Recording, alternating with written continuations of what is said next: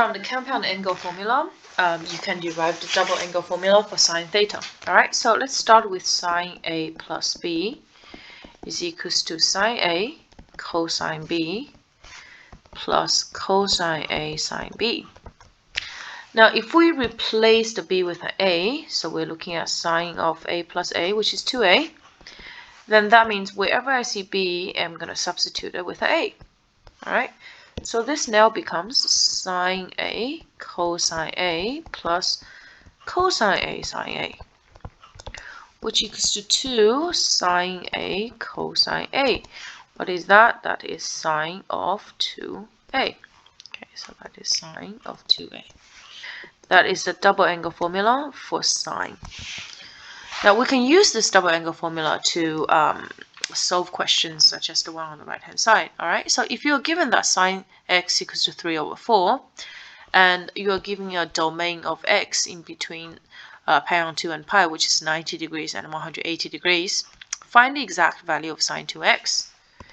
If you're looking for sine 2x, then we're going to start with sine 2x. We know that sine 2x is 2 sine x cosine x. And I already know that sine x is 3 on 4. Okay, that's great. But we don't know what is cosine x yet, so we have to figure that one out.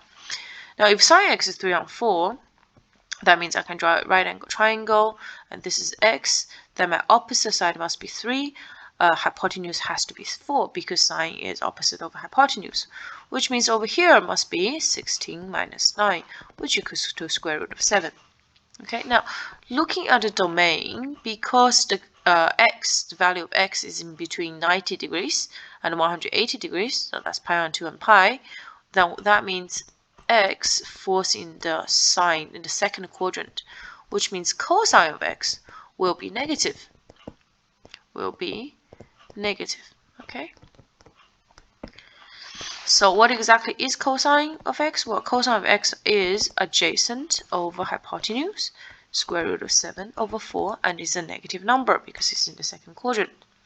So that means I can take this value and then substitute it into the second part of this. Right? So to solve this equation now, this then is equals to 2 times by sine, which is 3 over 4, cosine, which is negative root 7 over 4, which means you get negative 2 and 4 cancel out to give you 3 root 7 over 8.